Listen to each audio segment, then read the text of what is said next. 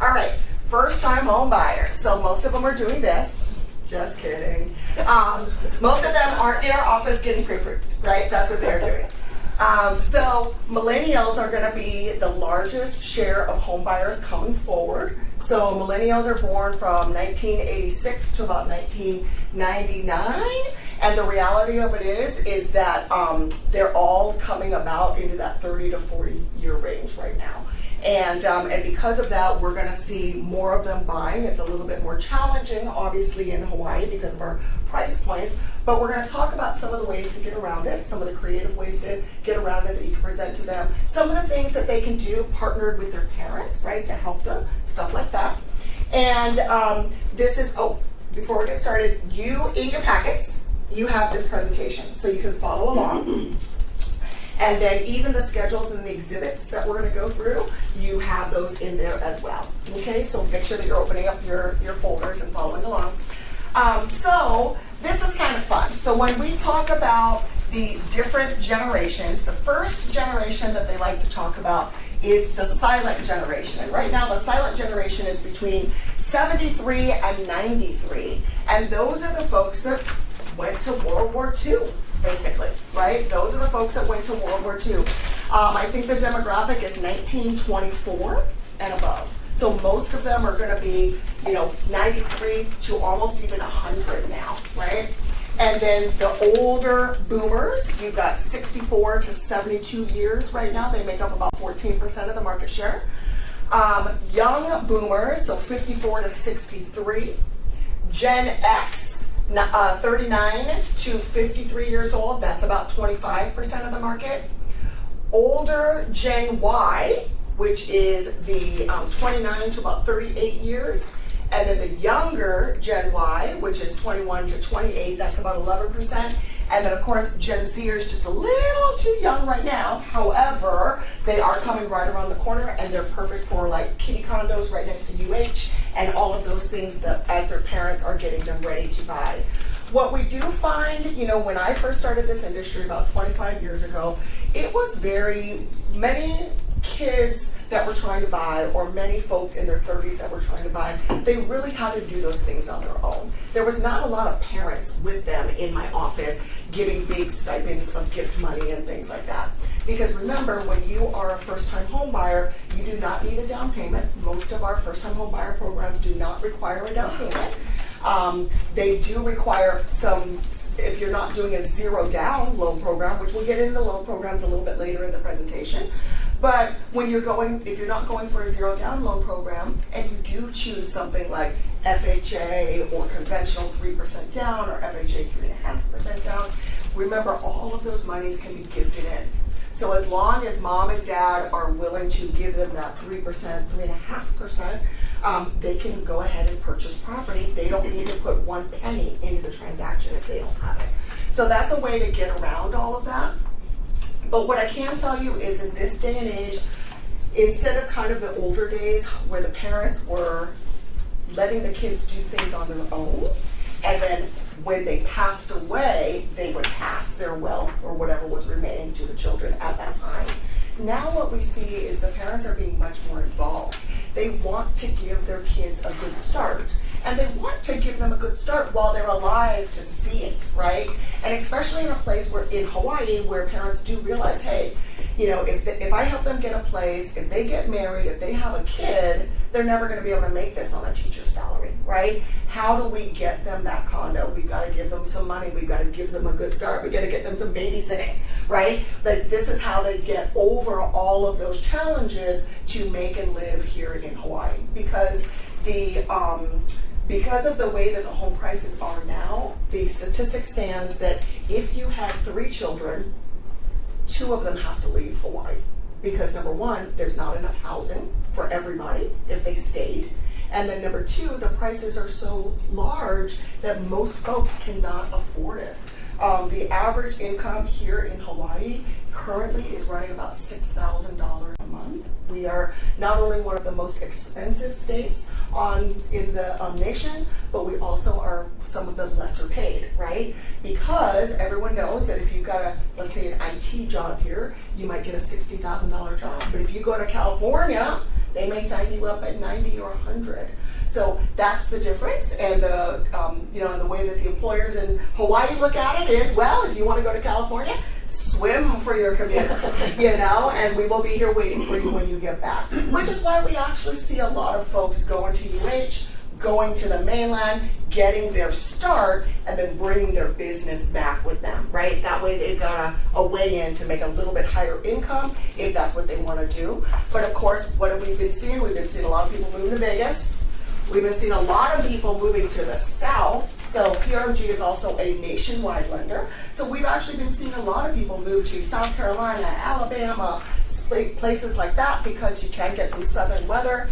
But with that being said, the home prices and the prices for everything else just are much, much, much lower. So millennial buyers, where are they finding their lenders? Where are they finding their information? They're Googling it. Okay, I was actually at a conference a couple of years ago, and we were having the same conversation with a number of the panelists. And there was a Starbucks booth right there, and there was a younger lady who was working at Starbucks making coffee. And so one of the panelists walked up to her and said, we're here at a real estate conference. If you were looking for a lender, if you were looking for somebody to help you buy a house, what would you do? And they said, well, the first thing I would do is I would Google it. So make sure, even though they're not going into Facebook and calling you, your presence is going to be really important, right? And them being able to find you is going to be really important, because even if they meet you somewhere and then lose your card, the first thing they're going to want to do is Google you. And if you don't have an online presence, it's going to make them hard to find you. So what is your job? Most people think that as a real estate agent, your job is to find them a house. It's actually to help them understand the mortgage process and the home buying process. And what happens now is we definitely are working with a demographic that wants to know, right? The millennials want to know. They're not blindly listening to their parents, and they're not going to blindly listen to me or to you. If I say one thing to that type of a demographic, the first thing they're going to do is in fact, I've had appointments where they're in my office and they're actually Googling every single thing that I'm saying. And they're like, no, online says, because they all want to talk to Dr. Google, right, because he knows. And so just know that they are looking for education. This demographic also is not looking for the cheapest of the cheapest, right? They understand that sometimes you got to pay a little bit more to get the best value. What do we see on Instagram? Everybody just being as cheap as possible? No, we see luxury, right? Everything on Instagram is travel and luxury and clothes and cars and makeup, right? Because this is a demographic that's highly focused on luxury. That's why they love Kaka'aka, right? Because you've got the view and you've got the brand new stinking stuff, and you've got all the bars and restaurants around you, and that's the kind of lifestyle that they want, that live, work, play kind of a lifestyle, where they don't have to rely on cars, they don't have to rely on heavy bills for gas and transportation. They want everything kind of in that one little community where they can also be with their friends. So this is the type of demographic that we're working with the millennials. However, 86% of them still believe that owning a home is a great financial investment, and many of them are also risk takers. So where the older demographic was a little bit more cautious, I do have a lot of younger millennials that will come into the office, and the first thing they say is, I don't even want to buy a primary residence. I want to skip over that. I want to become an investor. I read about it on Instagram. I'm going to live with my mom forever because she cooks for me and gives me free rent, and I just want to take that money and then buy something else for the future. So this is kind of the mindset that we're dealing with. And then we have to remind them that, remember, you get to be a first-time home buyer one time. And if you leapfrog over that, then you're going to lose out on the low down payments, the greatest interest rates, all of that stuff. And unlike what you do see on social media that says that you can buy homes for zero down everywhere, which you can as a first-time home buyer, that's not possible as an investor. Remember, as an investor, you're going to need larger down payments. The interest rates are going to be higher. And when you're an investor, what do you want to do? You want to lose money? or you want to try to cash flow and make money, right? You want to try to cash flow and make money, which is very hard here in Hawaii. In our second class, we'll talk about it a little bit more, but the break-even point here in Hawaii now is about 50% down for an investor.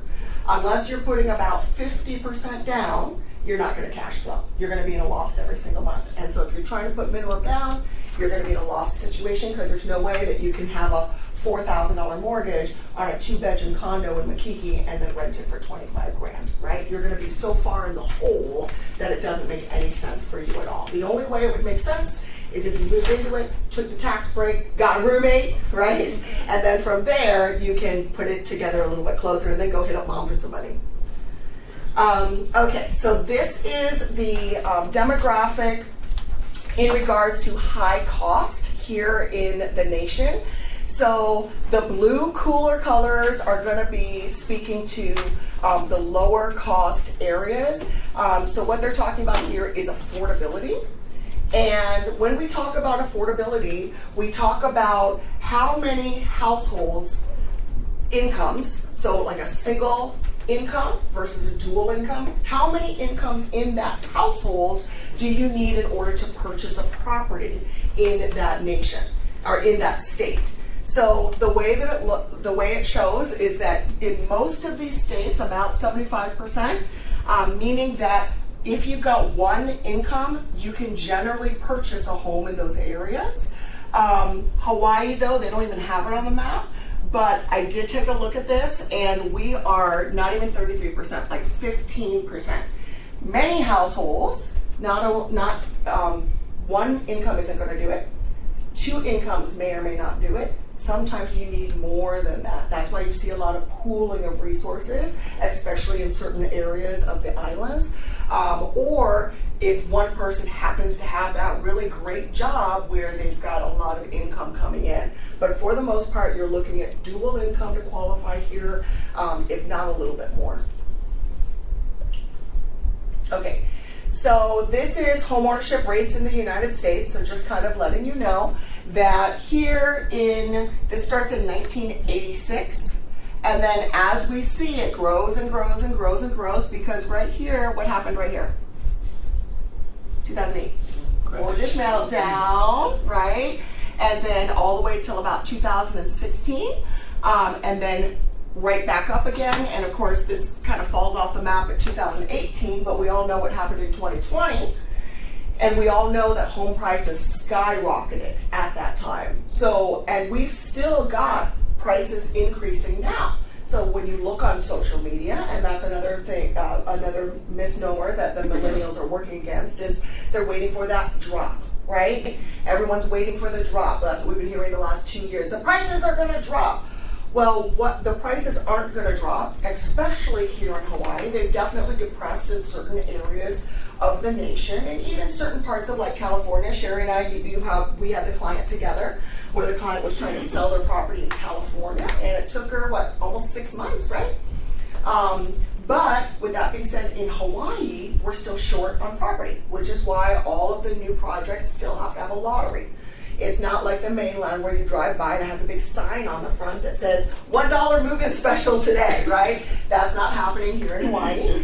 And the supply chain shortages that we felt during COVID and the pandemic didn't just affect our food and our water and our toilet paper, right? It affected building. And so for a few years, nobody built anything. And when they started to build again, when the builders started to come out of the woodworks, what they found was all of the materials were severely elevated. In the same way that your strawberries doubled in price, think about what happened to wood and metal and labor, right? All of that stuff that you need to build a home. And then you couple that with Hawaii's specific permitting problems, right? The Department of Permitting and Planning, okay, so people ask all the time, why does DPP take so long? It's because they are the Office of Permitting and Planning. So they're not just dealing with small single-family residences and people that want to build an addition to put grandma in there. They're also dealing with big projects by Howard Hughes and Kobayashi and all of those different guys that are coming in and building. They're dealing with all of that stuff. In fact, if they want to level an area and turn it into a state park, guess who's dealing with all of that permitting? DPP. And when you're dealing with them, if you've ever been down to the DPP office or talked to somebody that works in the DPP office, everything is very manual still, right? They've got like 5 offices, and every single office deals with one thing: sewer, electrical, water, building permits, all of that stuff, and you go from one office to the next. And if you get caught up in one of those offices, let's say that they don't like, how far you are from the curb or whatever the case may be, the setbacks, they will reject your package, and you have to start all the way at the beginning again. And people will say, well, that doesn't make any sense. If I already passed sewage, if I already passed water, and I made it all the way to the setback, why do I have to start at the beginning again? Well, because when they resubmit the plans, they don't know what else you changed. So they're not going to assume that you didn't change anything with sewage. They're not going to assume that you didn't change anything with electrical, because they don't want you to sneak anything in, right? So you have to start all the way at the beginning again.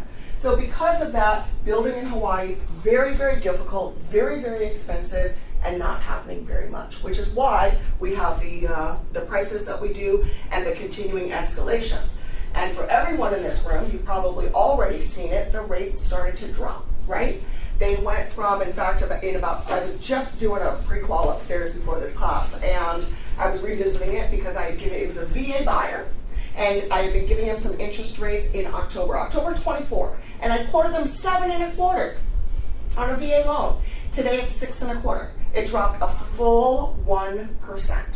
Okay, what does that do to $1 million property? That saves you $1,500 a month. $1,500. That's a Lexus payment, sending your kid to Punahou, like whatever you want to do, right? That's a total lifestyle change. So everyone in this room has probably seen the activity pick way, way up. This is definitely the time to reach back out to your buyers, give them that great news. We did have some questions about, Veronica brought it up, thanks Veronica, about the condo buildings. And I don't know if anyone was able to join us on that webinar that we had last week with Sue Savio, but after this class, I'll actually have Glenn send it out because a few different people talked to me about it. But we did have an hour with Sue Savio, and the reality of it is that with the condo buildings here in Hawaii, which is very much first-time homebuyer land, it's mostly the hurricane insurance, but it could be any other type of insurance, because remember, the buildings, just like a single-family residence, have to carry full homeowners for fire and liability, so you don't turn into Marco Polo, right? Hurricane, in case there's a storm that comes through, and if you're in a flood zone, you have to carry flood. And most of them have been determined over the last year to be underinsured. All of this stems from a condo crash. You all may have heard about it, that happened last year in Florida, right? There was a swimming pool that started to leak into the garage. They didn't do anything about it. Water and cement are not friends, right? So next thing you know, the entire garage collapsed. The swimming pool fell through. One of the buildings, one of the towers fell down, and then about 15 minutes, the second tower fell down. If you watch it on YouTube, it looks a lot like September 11. Okay? I was actually going to show it today, but then I was like, that'll take up too much time. But I can also send that out with the condo information. You guys can watch that video. It's very dramatic. But because of that, they found that building was underinsured. They had skipped out on a lot of their maintenance, and that started Fannie Mae and Freddie Mac, who are the #1 contributors and purchasers of conventional mortgages. They came forward with a bunch of reform, right, to say, wait a minute, if this is happening in Florida, where else is it happening? And lucky for us, here in Hawaii, what just happened in August? Maui fires. Yeah. So all of a sudden now we are on the map. I think Sue Savio said that we had something like 58 major claims last year. And Typically, they've got like 7. So you can see how intense it is. And what they also found when they did this investigation with Hawaii was that about 350 to 400 of our buildings are affected by this. And just like you were saying, Veronica, many of the lenders, especially the local lenders, have stopped lending on these buildings. There are a number of other lenders that are not having any problems with that. So here at PMG, we're actually not having any problems with that. We're still doing the condo loans. Because the guideline is set in a way, when the federal guidelines come down, they're set in a way that they are interpreted differently by every lender, right? Every lender is allowed to make their own decisions about how they want to interpret that guideline and how they want to take on the risking if they're willing to do that. So at certain lenders still now, we are performing those transactions, but there's a lot of lenders that have stopped. So all I can say is that if you do run into that situation, make sure that you're checking with another lender, because the answer may not be the same for everybody. Is there a list that has those buildings? There is a list. It's not really accurate and it keeps changing, but there is a list that Sue Savio sent us, and I can send that out to you as well. Yeah. What's the solution to this? So right now, there is no solution to it. Most of what's actually happening is big assessments. The maintenance has to be taken care of. The buildings have to go out and do that maintenance in order to get their insurance, and that's really what's causing a lot of the problems. Is that the insurance companies are saying, well, we're not going to boost your insurance because you haven't done your plumbing in 30 years. So unless you do your plumbing, we're not going to give you the insurance. So it's the chicken or the egg. And the building is like, well, the plumbing is $30 million, and we can't do that tomorrow. We got to schedule it. It'll take us a couple of years. Some lenders were offering what they call programs with like gap insurance, where they were allowing the homeowners to build up their personal insurance in order to compensate for that. But Fannie Mae and Freddie Mac have mostly come back and said that's not going to work, because your homeowner's insurance for the inside of your unit is not going to protect the entire building should it get swept off of the mountain or whatever the case may be. So right now, the biggest thing for that is some calling for some kind of reform. So in addition to being here with PRMG, I also am the president this year for the Hawaii Association of Mortgage Brokers, and that's actually one of the things that we're working on in the legislative committee. In fact, in April, I'll be going to Washington, D.C. for it to try to lobby, but basically what it is, hey man, we need some people to look at this. We need either the state to come in, but we need this to be federally recognized, because it's affecting home ownership, affordable home ownership, and specifically our younger generation here in Hawaii and their ability to buy property.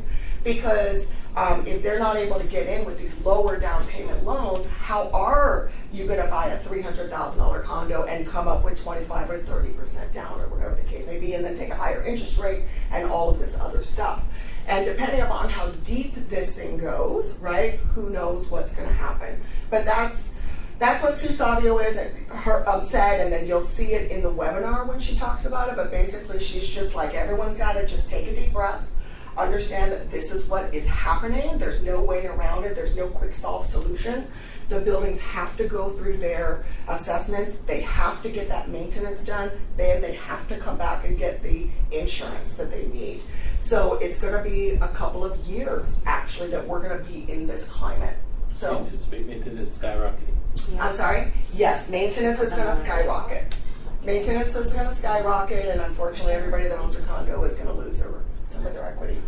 Because if you guys see it now, when you show a condo and there's an assessment, what does the buyer say? I'm not paying that, right? And then the seller's got to figure out a way to deal with that. So well, I'll see. I own some condos. I was crying. I was like doing the webinar and crying a little bit at the same time. Like, oh, there's something in my glasses. Yeah, it was terrible to hear. But the reality of it is it is what it is, and everyone's going to go through it, and you just got to deal with it. But the key or the solve is just to not worry about it too much and just say, I got to do this, plan for it. My maintenance fee is going to go up. I better start socking away some money and plan for that stuff. Yeah, I mean, even if people bail out of the condos, right? Mm-hmm. Where do they go? Mm-hmm. Yeah. Go to townhouses, but there's not much. Well, the townhomes are affected too. Yes, It's not just condos. So remember, when we talk about condos, what we're really talking about is detached homes, which no walls touch anybody else, and attached homes where the walls touch somebody else. And everything that touches somebody else, whether it's a townhome, a townhouse, a condo, it doesn't matter what the name of it is, if your walls are touching somebody else, then you're subjected to this situation. So, but what Susavio did say is that the ones with wood, believe it or not, are easier to get the insurance on because they don't have as many problems as cement does. Because wood and water are friends, but wood and cement are not friends. Yeah. So, and I was surprised by that too. Another little tear in my eye.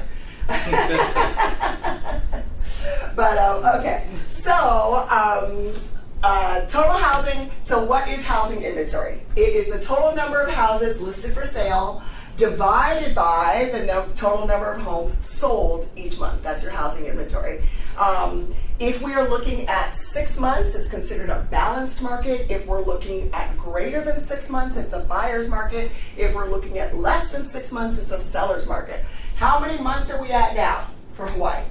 2. 6? More than 6 or less than 6? It's less than Less than 6. 6. Yeah. So even when things were sitting a little bit last year and the year before, we were still not truly in a buyer's market. We were in a buyer's market because of the interest rates, but based on this definition, we were truly not in a buyer's market because, and we all saw this, if it was not priced well, it sat there, right? If it was priced well, 21 offers, right? So same thing right now, and that's exactly what's going on right now too. In fact, we've gotten beat out by a bunch of offers this week. Everybody's out; they're out and buying. That's for sure. This is just another way of looking at that same thing that we just talked about. Okay, housing market. So what do we know about the housing market? No matter what year we're in, no matter what the situation, only 3 things will happen. The prices will either go up, they will go down, or they will stay the same. So what we found over the last couple of years was that the prices came down a little bit, but it mostly wasn't about the prices coming down as much as the sellers offering credit to help the buyers with their interest rates, right? If you look in your packet, I think Glenn put in a 2-1 buy down flyer. And you all may have heard about that, but that's one of the best strategies when you're working with a first-time home buyer that needs a certain type of a payment. How do we use that seller's credit in order to really help that buyer? And one of the strategies is by using what we call a 2-1 buy down. And what that does is let's say that the interest rates are at 6.5. If they do a 2-1 buy down, that means that for the first 2 years it's at a reduced interest rate. So if the rates are at 6.5, the first year is at 4.5. And then after that, the next year it will be at 5.5. And then the third year it will be back at 6.5. So what that does is it buys them some time, right? Buys them some time so that the first 2 years they can enjoy at a lower rate. The seller in that instance truly is supplementing the mortgage payment. So instead of a 2-1 buy down is a temporary buy down, whereas the traditional points that you would pay would be a permanent buy down, right? We're used to that term, the permanent buy down, where you apply 2 points and then the rate drops from 6.5 to 6%, and you have that for 30 years. A temporary debt buy down is a more aggressive buy down. So now you buy it down from 6.5 to 4.5 in that first year, right? Which greatly affects your payment, but it's temporary because the next year you're going to step up and the next year you're going to step up. But what the lender does is they actually take that money from the seller. So let's say that the seller gave 30 grand, right? They would take the money from the seller, the lender would hold it in a little tiny savings account for the buyer, and every month that the buyer makes his portion, the seller credit will go to make the other portion. And that's how that works. So it's not buying down the rate as much as the seller is supplementing the payment for the buyer. And that's a really great way to just buy some time. Right now we're in a great rate climate. So permanent buy downs are really definitely back on the table because you can buy down to something in the 5s. But when you do a permanent buy down, it's going to be a much smaller buy down than when you do a temporary, which is going to give you a much greater oomph when it comes to your payment. So 3 risk factors will affect the housing market. The first one's going to be supply, which is the inventory and the new home starts. So new home starts is 2 different things. So we talked about the building, okay? So when we talk about new home starts, we talk about housing formation and housing creation, okay? Housing creation is the building, right? Kakaka, right? Housing formation is what is happening in the person's life that makes them go look for housing. Like, I graduated from college, I don't want to live with mom anymore. I met a guy, I want to get married. We just had a baby, I got to move out, right? I just got divorced and I got to go find a place to live. There are all these different reasons that are happening where people might go look for housing. So because of that, that's under new home starts. Demand, obviously, houses that the demand for the housing, and then affordability, the affordability index that we just talked about. So let's talk about, or actually it's not the slide yet, we'll talk about it later. Okay, housing appreciation. So the first thing that I want to tell you is that this is a mainland school with a mainland presentation. So some of the numbers here will look a little bit differently for Hawaii, but I'll translate the best I can. So for housing appreciation, across the nation, you were looking at about 4% per year. What I can tell you is that during COVID and things like that, we were appreciating some neighborhoods at 10 to 20% in those neighborhoods. That's how you saw those houses go up for sale for $800, then sell for $1 million, then the next guy listed at $1 million, and then he sold at 1.2, right? And that all happened in like a 90-day period for like the entire year. And that's how we went from $700,000 as an average list price to over $1 million as an average list price. But right now, we're all looking at about 5 to 8% appreciation, depending upon your neighborhood still. Certain neighborhoods are a little bit stagnant, especially if you get into the outer islands. But for the most part in Oahu, your home prices are still appreciating pretty well on an annual basis. So if we look at 1989, so of course right here again, mortgage meltdown, right? If you guys can see this tiny little guy that came back right here, this is actually the short sales that came back after mortgage meltdown, right? Mm-hmm. They all hit the market, everybody was buying again, and then boom, we went through another period where they were not buying again, nobody was building, and then there was a bunch of different problems. But then of course, when it came out of it really strong, especially here in Hawaii. So mortgage market, when we talk about mortgage market, same thing. What will rates do, right? They're either going to go up, they're going to go down, or they're going to stay the same. What did we see for the last couple of years? Oh boy, they went up, right? They went from 2.25% to 8%, 8.5% at like its highest period, okay? Today, like I said, right down again around that 6.5. So quite a lot of coming down over the last year or so. But boy, was that those times hard. It was really hard the first year because everyone was used to seeing something in the 3s. So when I, as a mortgage lender, would say, "Hey, your rate's going to be 7.5." They would like almost stand up and walk out like, "You're lying! Why are you lying?" Google, right? Like so, so that was very hard to swallow. I think in 2022, 2021, 2022, 2023, I think that people were used to it. So when I would say your rate's going to be 7.5, they're like, they wouldn't run up and run out of the room anymore, But now everyone's just so jazzed because it's got a 6 in front of it, and we're so excited because if things continue the way that they are, we'll definitely be in the 6s. They think that we may settle, maybe not to the low 5s, or maybe like a 5.875 that we might be able to grab somewhere, and we're going to see it in our buy versus rent exhibit that we're going to do in a little bit, but you'll see how much of a difference that makes in your monthly payment. So 4 things that affect the mortgage market. The first thing is the federal mortgage bond buying program. So what happened prior to 2020 is well before 2020. This all started in about, 1990s and 1995. What happened was the interest rates were very high, or not very high, but higher than they were for a long time.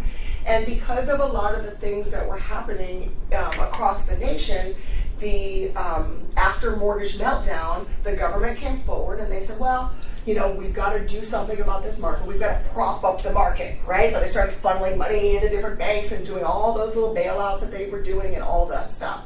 But in addition to that, what they were doing was they were actually buying the mortgage bonds. The bond market, just like the stock market, changes daily, comes straight out of Wall Street, right? So when you say, what are the rates doing? What's Wall Street doing? It's the exact same thing. Generally, stocks and bonds work in opposition, meaning that stocks are a more risky situation and bonds are a more safe situation. So what you'll see is when we have some issues, kind of like now, where we've got China trying to blow everybody up, Russia coming in and, taking Ukraine. We're preparing our military. The Great Britain just made that announcement. They're preparing their military. We're about to go into World War III, you guys, right? And I think everybody in this room knows that. So, but we're about to go in. They are preparing the militaries. Everything is happening. And what we're seeing now is that the rates are coming down a little bit because people are pulling their money out of the stocks and they're putting them into a safer space, which is the bonds. And when that happens, the bond market rises, which then pushes the yield, and then now the interest rates will come down a little bit. There's two things happening this year. There's that negative stuff happening that's affecting the Wall Street, but on top of that, it's an election year. And we can all agree that the last couple of years with interest rate hikes and housing being so expensive, it was not popular, right? People were not excited about that. So in order to win an election, you got to get on board, right? So, but who cares why we're here? We're just excited to be here, So number two, growing federal government debt. We all know we are swimming in debt, and that's going to negatively affect everything. And then, of course, economic growth, which we are talking about right now, and then political events, which we're in the middle of right now. So, mortgage money flow chart. So, what happens is the bond investor is trading on Wall Street, and he is buying these bonds at a specific interest rate, okay? Then you've got Fannie Mae as an example here, who is purchasing the mortgages and assigning the guidelines and pushing these mortgages out to the lenders so that they can bring them to your borrowers. And so what happens is everybody's got a price, right? Nobody's doing anything for free, right? When was the last time you liked to work for free? Nobody wants to work for free. So because of that, the bond investor will buy it at 5%. Fannie Mae will add their premium in order to get what they need. The mortgage company is going to add their premium because we got to keep the doors open, and then your borrower is going to end up with this rate. And that's how that works, okay? And that's also how you can go to different institutions and get different interest rate quotes, because it really depends on whether you're going to Walmart or whether you're going to Macy's or whether you're going to Neiman Marcus, right? So it really depends on where you're going to get that money, who's providing it, and of course what kind of service they're giving you, and there may be different prices associated with that. All right, who knows what this is? Japanese candlestick theory. So the reds mean that we are in a down market. The greens mean that we are in a positive market. And the Japanese candlestick theory was actually developed by a Japanese emperor back in like the 1400s, and he was trying to decide why is it that in certain seasons the price of rice is cheaper than it is at other times. Why is it during the summertime I can get rice cheaper, and then during the wintertime it's more expensive? And he was trying to track these prices of rice. And from that, he developed the candlestick theory, and the reason why it's called candlestick is you can see many of them look like candlesticks. And depending upon where the wick is, so this is your candlestick body, and then this is the wick down here, okay? And depending upon how it is presenting on the chart, it's going to give you a great way to forecast what can happen in the future. So that affects loan officers, right? right? When somebody wants to lock in a rate, the first thing I'm going to do is I'm going to check the candlestick and I'm going to see where are we headed. Is this a good day to lock because the rates are going to go up tomorrow? Or should we float a little bit because the rates might come down tomorrow and I can grab you a better rate? So this is probably one of the funnest parts of my job, to be honest, where we get to take a look at that and play with that a little bit. It's coming back now because of the changes in the market, but the last couple of years it's just been like, oh my God, lock it, it's going to go up, you know? So, well, sometimes you would talk to somebody at night and then you come in the morning, the rate would be higher, you know? And now how do you tell them that you're going to get 7.25% instead of 7%? Because I talked to you at 9 p.m. last night and the market in Wall Street opened at 3 in the morning, you know? So. And then in Hawaii, we're in a little bit disadvantage, but if you're a really good loan officer, you'll be getting up at 3 in the morning to look at the market. So, okay, so factor number 1, impact of the Fed's bond buying program. So we just talked about that, how they were supplementing after a mortgage meltdown. They were funneling the market into the finance divisions. That way they could artificially suppress those rates. That's how we got those 3%. Okay, it wasn't just the market doing things on its own. It was the Feds going in and buying those bonds.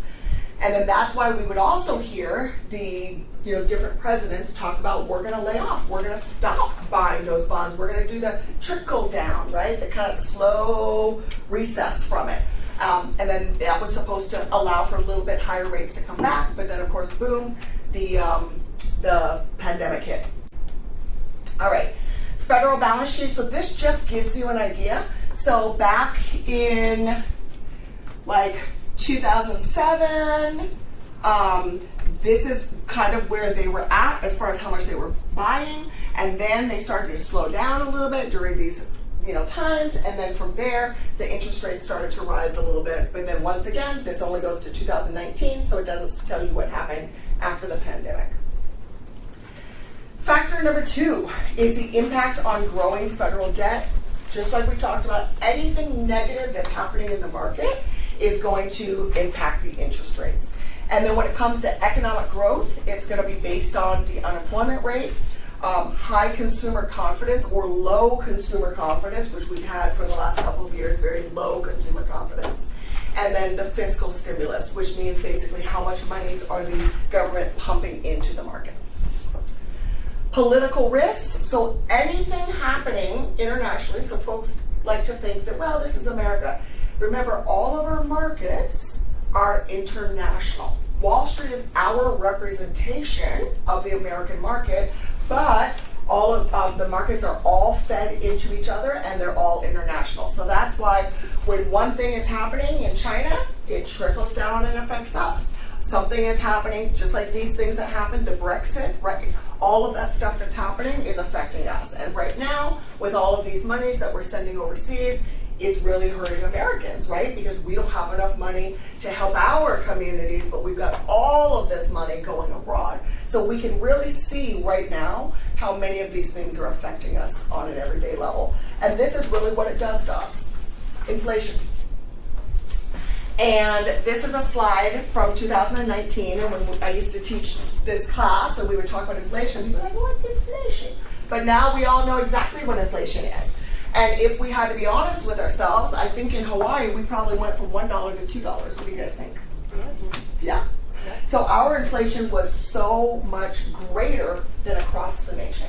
So mortgage market risk. Now remember, when it comes to lenders, everything we do is based on risking, okay? How much risk are we getting into? And because of that, what will happen? The rates will either go up, they will come down, or they will stay the same. And I think actually this is a very similar slide, so I don't think that we need to go through all of that stuff because most of that stuff we've talked about already. The tapering off the programs of the monies they were funding in, the growing debts, the economic growth, and then of course all of that inflation. Okay, so market summary. What did we learn in this chapter? Majority of millennials do want to buy, right? The majority of millennials can afford to buy because many of them are actually coming out with great jobs, especially if they go over, grab a great job, and then bring it back. There's also companies moving in. Amazon just bought that big plot in Kapolei right? Google is here. I've taken quite a few Google applications. And then the other thing that the pandemic did was it put people into a remote work setting, right? So now you've actually got people working in New York, working in San Fran, working in Seattle, but living here, and they are able to afford those things. And many of them are in that 30 to 40 year bracket. And then, of course, their parents, we've already talked about, are more willing to help. I mean, I've seen more $500,000 gifts, $300,000 gifts than I've seen in a really long time. But the majority of millennials are going to have challenges when they buy, right? And we talked about some of the different ways to solve for those, whether it be using a lending strategy, whether it be giving them the information and education they need to go approach the parents and say, hey, I want to do this thing. I've done my education. I took my homebuyer consultation. Here's my estimate. This is what the lender says that I need. Mom, Dad, can I please have $300,000? I like to say it's giving them the information and the ammunition they need to go in there and fight that war, you know? So, but that's how you do it, is get them in for a pre-approval, get them that number that they need. That way they can go back to mom and dad and say, I've done my research, I've done my education, I've taken the steps, and now I need your help. This is what I need. Will you help me? Because many parents will say, yeah, I'll help you. What do you need? But if the answer is, I don't know, then the parents are like, well, I'm not going to help you then. Right? I don't know if it's $5 or $500. Like, I don't know what it is. So when you give them that number and you say, this is what I've done, these are the steps I've taken, now I need your help, many times they're willing to come forward. Riley, why don't you tell us a little bit, because you are very much a millennial demographic. So tell us about some of your friends that you've been helping to buy houses, where their parents are giving them gift monies and helping them out. Yeah, definitely. So I'm 27. For reference, so a couple classmates of mine, definitely significant portion. This was only a few months ago. Helped a couple classmates of mine buy. I think parents helped with 20 to 30% of the total, maybe more actually, maybe even closer to 50 of the total cost. Yeah, which the down payment or the cost of the property? Oh, down payment. Down payment, which ends up being almost 50% of the total cost. Yeah, I'm a bit. And what kind of homes are they buying? Are they buying $1 million houses, or are they buying $500,000 homes? Oh, so condo, $300,000, just like Judy said. And my other friend has a little bit better of a job. He's an engineer with the state. He managed to get $600,000, and his parents actually helped him more, because it was more 600,000 range. And so I'm a little bit, I have to admit, a little bit jealous. My parents are not helping me out. That's a word. Yeah, a little bit envious, jealous, but. Yeah, kind of like Judy said, it's like, I think I would, if I was a parent, giving them the ammunition to the war. But I guess I'm not a parent yet, so I'll have to find out. But I probably would help, it's just so hard. I also see value in, having your child just do it all on their own.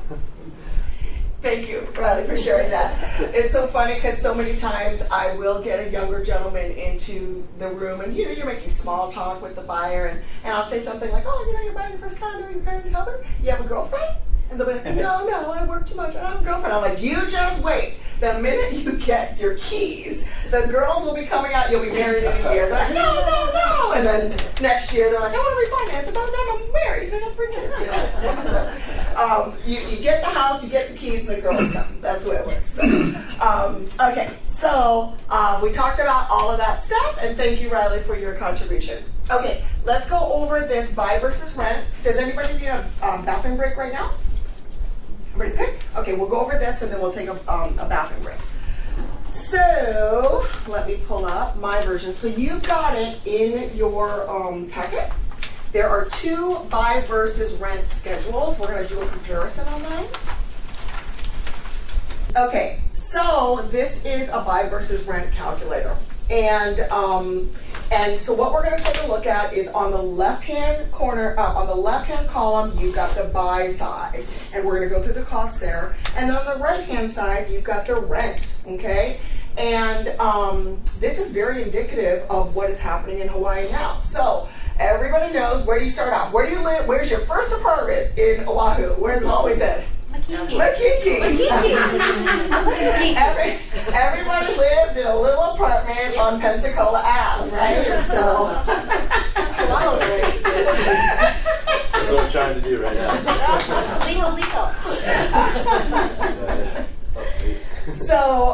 So this is an example. You've got a traditional millennial paying rent, $2,400, right? 2-bedroom in Makiki. He's probably splitting with his roommate. And then you've got the buy side, which is $400,000 as a condominium purchase price. In this space, because it is Makiki, zero down payment is not available, right? We've got 5% or 3% down. So in this case, we've got the parents gifting in 5%. Total costs and points, right about $3,000. They're prepaid items, that's taxes, insurances, prepaid interest, right? Right about $2,000. And then they're going to borrow $380,000. And then let's say, because the interest rates are doing so good, they lock in at 6%. So principal and interest is going to be $2278.29. What happens when you have less than 20% down? PMI, which is mortgage insurance. Okay, so in comes that mortgage insurance to protect the lender at $110.83 per month. Property taxes on a condo, remember, much less than a single family residence, so $100. And then property insurance, right about $300 a year or so for $25 a month. And then in comes that maintenance fee. So $3,114 is going to be their monthly payment. So the question is, how do we talk to a millennial and say, I know you're paying $400, but wouldn't you like to pay $3,200? That's going to be hard to convince them. But let's look at the benefits, okay? So the first thing that we always want to talk about, of course, is the tax break, which is going to be based upon their tax bracket. So assuming that this person is in a tax bracket of about 25%, which is one of the lowest brackets that you can be in, unless you're in more of a zero bracket. The first thing is that monthly tax benefit. And the script goes, look, Miss First-Time Homebuyer, I know it's going to be rough the first year, okay, because you are going to have this higher mortgage payment. But when you file your taxes, you're going to get this great refund at the end. The first year is going to be the number of months that you were in, right? If you took it on in the middle of the year, maybe 6 months, you're going to get that break. But wait till 2026, your refund is going to be so much better, right? And then we can lead them through the different ways that we can show them how to focus in on that. And then if we take that into consideration, look at the red box, box number 2. The after-tax monthly payment, $2,614 versus $2,400. Now we're not that far off, right? And by demonstrating that on paper and making it in a very visual way, they can start to see, hey, it's going to be, I'm going to have to eat ramen again, just like when I was in college. I'm going to have to eat ramen every day for the first year. But then after that, I can start to do things because of my refunds, as well as the equity that I'm going to build in the home. So monthly tax benefit is the money that you're getting back at the end of the year. Yes, it's what the federal government, based upon your tax bracket, will allow you to write off. Right. Mm-hmm. Because remember, when you make a mortgage payment to the lender, it's principal, interest, taxes, and insurances. But the majority of all of that is interest. And at the end of the year, your lender will give you what is called a 1098 form, and it's the form that says, this year, this person with this Social Security number paid this much into interest. And if that number is $32,000, you get to take that $32,000 and plug it into your tax returns. And that's what filters through your income and then gives you that tax break. And it is especially important for folks that are first-time home buyers because, and we've all probably heard this already, but the government is starting to limit how much interest you can write off. And we'll get into that in our investor and our tax classes, but they are starting to limit how much you can write off. And it does come to basically $1 million. So most people in Hawaii have one loan, right, that is over $1 million already.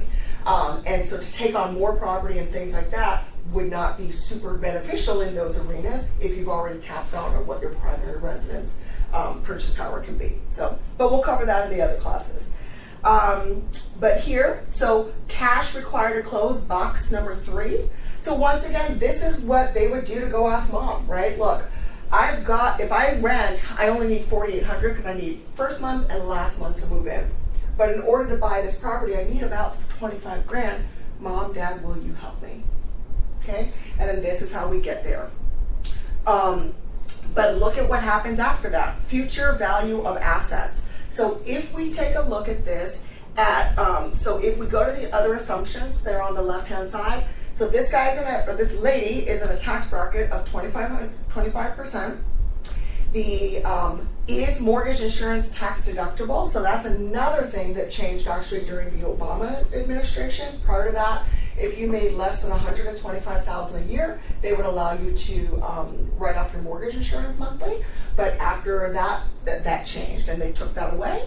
But there's different ways to structure mortgage insurance. So the way that we've got it here is a monthly stipend, right? It is in your monthly payment. However, especially when you are dealing with a VA loan, which we'll see, or an FHA loan where you've got a funding fee that comes in on the top, you can actually structure mortgage insurance with the way that rates have been over the last few years. Mortgage insurance has become a hotter topic, and there's different ways that you can structure it. So the many ways that you can structure it would be, let me actually grab them. And mortgage insurance is less than 30%? Less than 20%. 20%. Yep, less than 20%. And it does decrease the more down payment that you have. So if you've got 3%, you're going to pay more mortgage insurance than someone that's got 10%. Okay? But mortgage insurance, so if we're talking about MI or PMI, you will be looking at either monthly. So that's where it's going to be part of your monthly payment. Principal, interest, taxes, insurance is mortgage insurance, right? Just like we see on that paper. The other way is going to be upfront. And actually, we've been writing loans with this upfront. So what we'll do is, instead of bringing in 5%, we'll have them bring in 7%. That way we've got a 2% room in there. And then we'll bring that mortgage insurance in. And we'll structure it in the form of points, like 2%, right? And then, but what that does is it shows up on their closing statement. And then now they can tax deduct those points. Say that So again. that's a Can way you to say get that around again? it. Mm-hmm. So I'll put it on the board. So what will happen is, let's say that I want to do upfront mortgage insurance. And what upfront mortgage insurance does is, instead of taking it ever, because remember with mortgages, do you want to pay now or do you want to pay later? Right? That's really the premise. Right. So in a monthly, it's, I'm not going to pay now, I don't have the money, I'm going to do it every month, boop, boop, boop, boop, okay? Yeah. If we do it up front, we're saying, I don't want my payment to go up. I want it to be as small as it can be.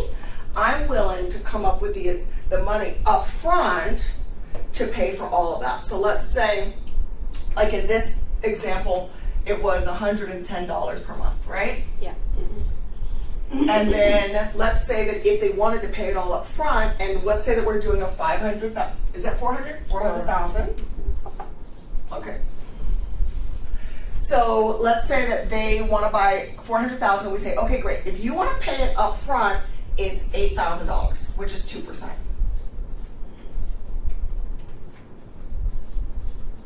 Okay. So what happens is, instead of Miss Homebuyer bringing in 5%, we have her bring in 7% down, which is technically 5% down plus the 2% for the upfront. Okay?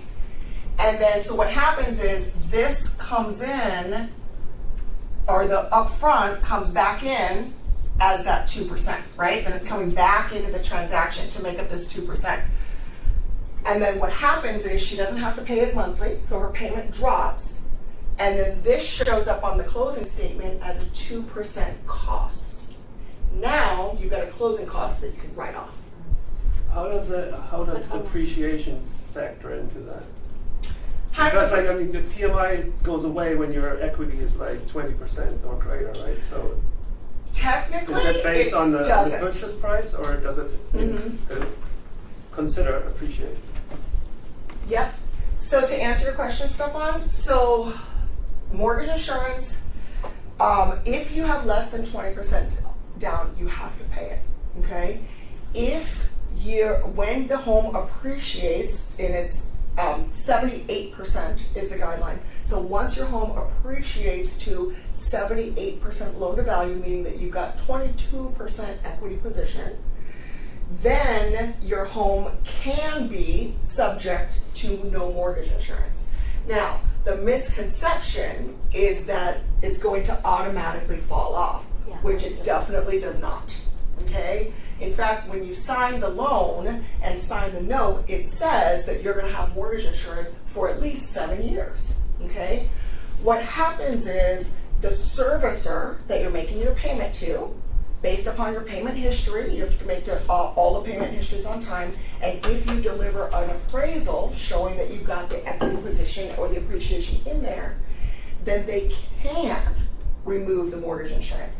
Doesn't mean that they will, doesn't mean that it's automatic, and doesn't mean that they're going to accept your appraisal either, okay? Because they may say, I don't know where this appraisal came from.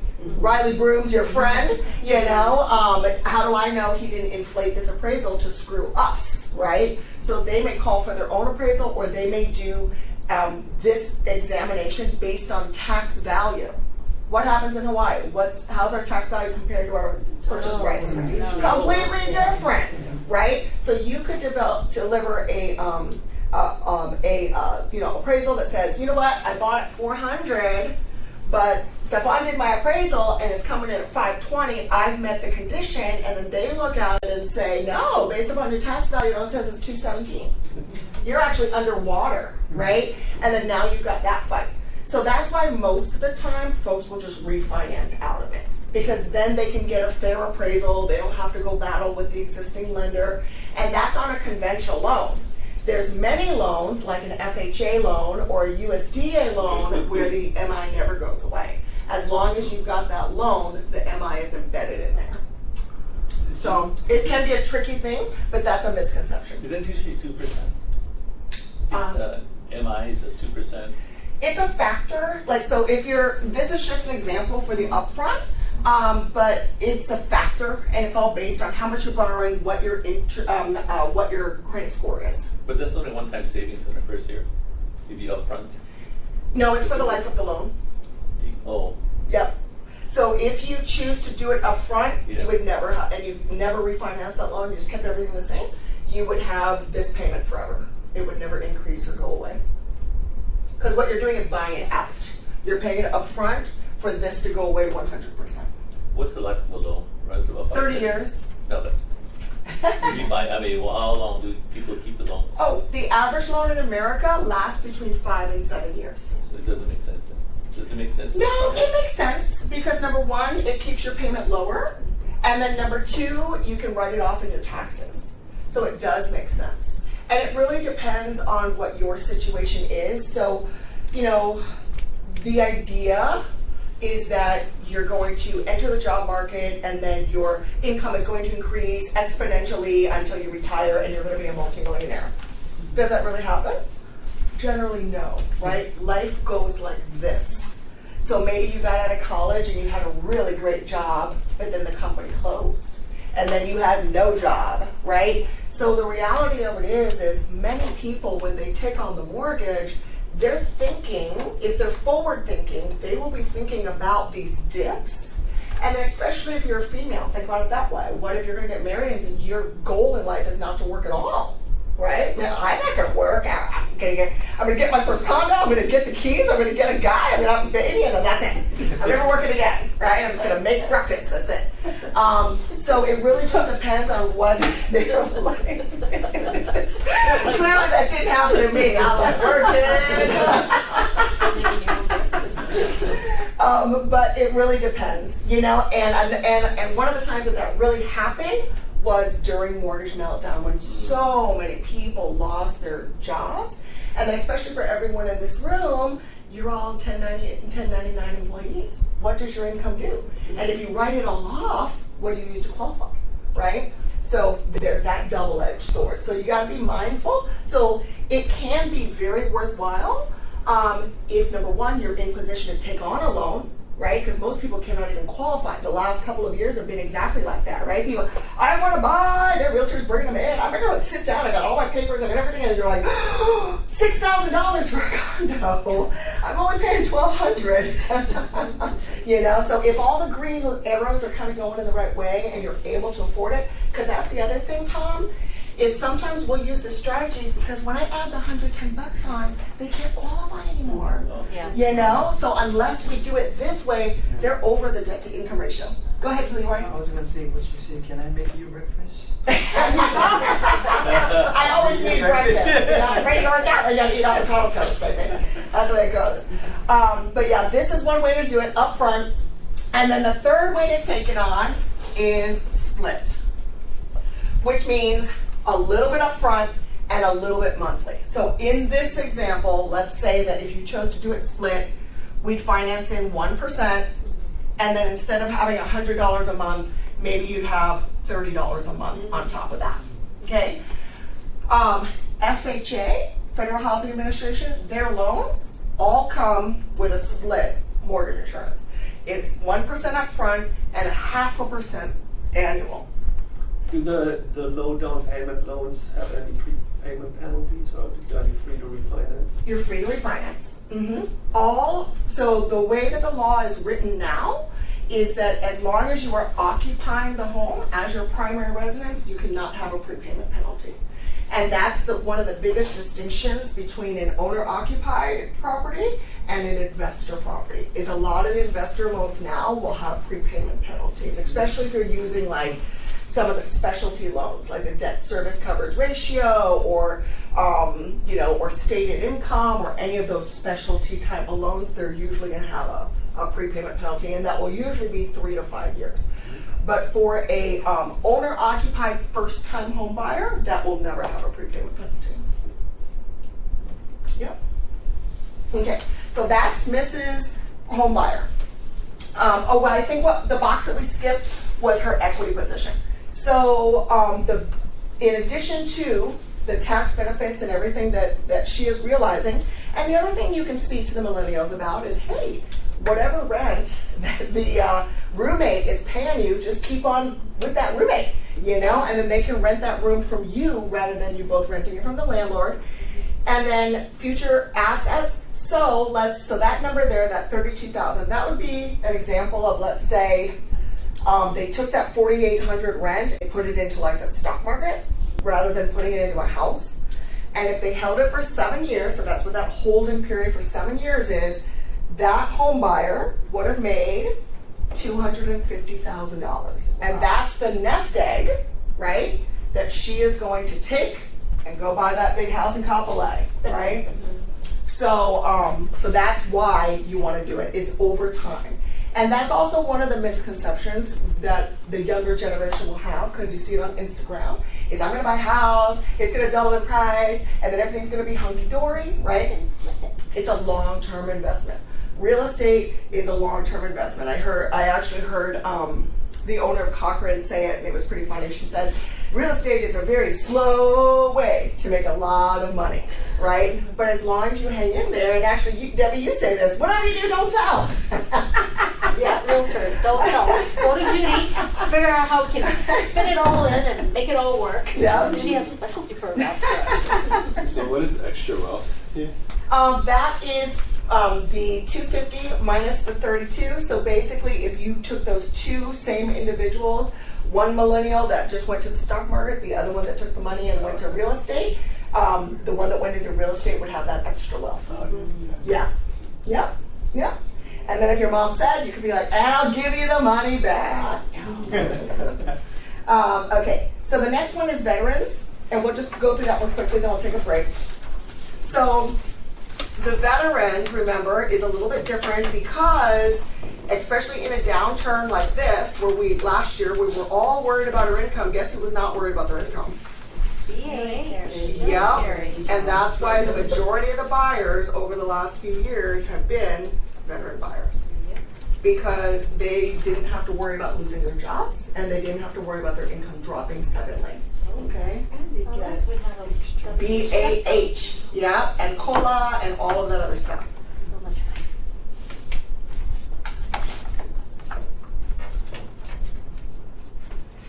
How do you get your annual 7% appreciation? That was just a random number that I chose, to be honest. But you are somewhere between 5 and 7% is what the market in Hawaii is showing right now. Historically. Yeah. Historically. So this would be like a house in Kapolei, right? Mr. and Mrs. Veteran, $950,000, and they're paying $4,000 in rent. So same exact thing. When we are doing that comparison, we won't go through absolutely everything because we already went through it, but same thing, the monthly tax benefit, then their after monthly tax payment, very close, and because they're a veteran, they're getting that BAH and that COLA and the housing expenses and all that stuff. So all of that stuff is going to be paid for. And then because they can do zero down payment, they can get in, look, if they rent for first and second month, $8,000. If they get in, assuming that they get a loan with no points, right about $7,000 to close. They can actually buy a house cheaper than if they rented a place, which is why when it comes to the veterans, it can be a much easier sell than probably to a person that's not in the military, simply because of that added benefit. Okay, any questions before we take a break? Why is the tax benefit, I guess, graded for VA? Because most of their income is non-taxable income. They've got BAH, which is housing allowance. They've got BAS, which is like a living allowance, and then they've got COLA, which is a supplemental living allowance. Of course. So like even though you've got a pilot that's making 120 grand, if you look at his W-2, it says he makes like 40 grand. Right. Yeah. So all of it is a write-off. So and then because the write-off is based on how much income you're claiming, if you only claim 40 grand, right? Your W-2 says you're making 40 grand, but your interest coming in that you're paying is 32 grand. Technically now you're getting taxed on a very little amount of income. So your refund's going to be much bigger. That's pretty sweet. Yeah. Yeah. Okay, let's take a break and then we'll come back and hit some of the other stuff.